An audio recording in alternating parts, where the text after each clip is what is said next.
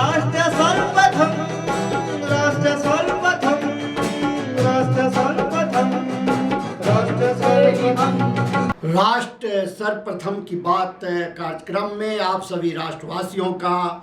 हार्दिक स्वागत है। केंद्रीय मंत्री मीनाक्षी लेखी ने आज एक संवाददाता सम्मेलन को संबोधित करते हुए मोदी सरकार द्वारा किए गए 9 वर्षों के कार्यकाल और नई दिल्ली संसदीय क्षेत्र में अपने कार्यकाल में किए गए विकास कार्यों का विवरण रखा और कहा कि प्रधानमंत्री नरेंद्र मोदी के नेतृत्व में हम भारत के स्वर्णिम युग का दृश्य देख रहे हैं। इस मौके पर नई दिल्ली जिला अध्यक्ष प्रशांत शर्मा और नई दिल्ली जिला मीडिया प्रमुख राघवपाल मंडल उपस्थित थे।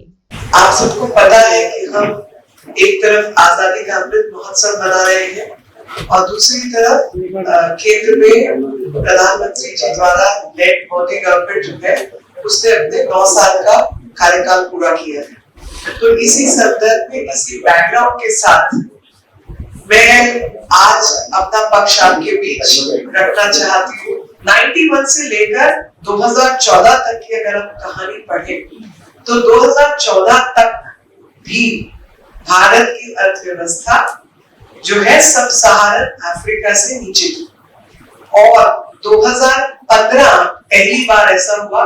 कि हमने 2015 के बाद लगातार मेहनत करके सब सहारन अफ्रीका से ऊपर अपनी अर्थव्यवस्था को उठाया और उसका श्रेय किसी और को नहीं, मैं प्रधानमंत्री मोदी जी को देना चाहती हूँ।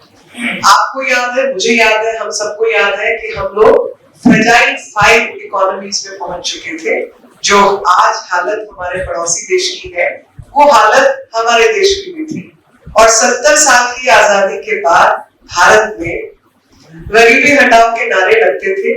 लेकिन बावजूद उसके गरीबी कैसे हटनी है हटानी है उसके विषय पर कोई कार्य नहीं होता था। उस हालात से डायरेक्ट बेनिफिट ट्रांसफर से लेकर तमाम ऐसे काम हुए जिसकी वजह से देश की अर्थव्यवस्था में सुधार आया और जो आसानी से मिलने वाली जीवन बीमा सुरक्षा, आयुष्मान भारत सुरक्षा बीमा योजना, प्रधानमंत्री बीमा योजना, ये सब चीजें जो सोशल वेलफेयर से जुड़ी हुई चीजें थी वो देश को आम जन को प्राप्त हुई।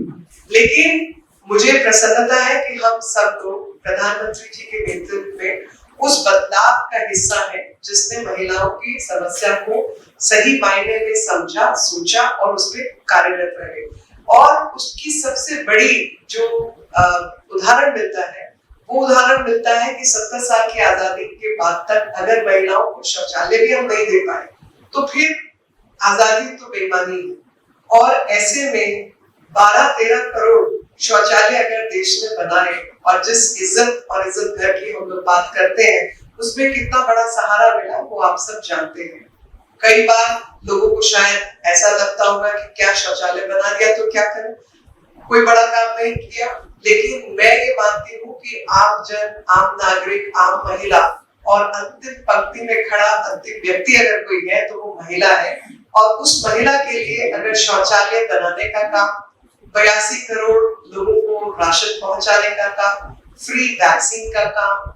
जब प्रधानमंत्री आवास योजना के घर बने तो उन घरों को महिलाओं के नाम पर देने का काम, गैस का चूल्हा उस घर तक पहुंचाने का काम, ताकि जो फूड सिक्योरिटी की बात होती है या फ्यूल सिक्योरिटी की बात होती है या सैनिटरी पैड्स की बात होती है, इन सब की जरूरत उस आम महिला को थी जिन विषयों पर कोई बात करने को राजी नहीं था। और बेटी बचाओ बेटी पढ़ाओ की बात होती है, लेकिन किस तरीके से उन स्कूलों के अंदर शौचालय बनाने का काम करना था वो किसी ने नहीं किया था। कि एक वो विचार मन में जरूर आता है कि अगर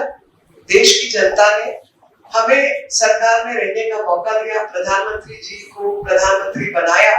तो हमने पूरी ईमानदारी के साथ उन विषयों पर काम किया जो आज तक अछूते थे। आज हम इस कार्यक्रम में आपसे विदा लेते हैं। आप अन्य खबरों के लिए बने रहे। राष्ट्र सर्वप्रथम, वंदे मातरम, जाग उठा है भारत। राष्ट्र सर्वप्रथम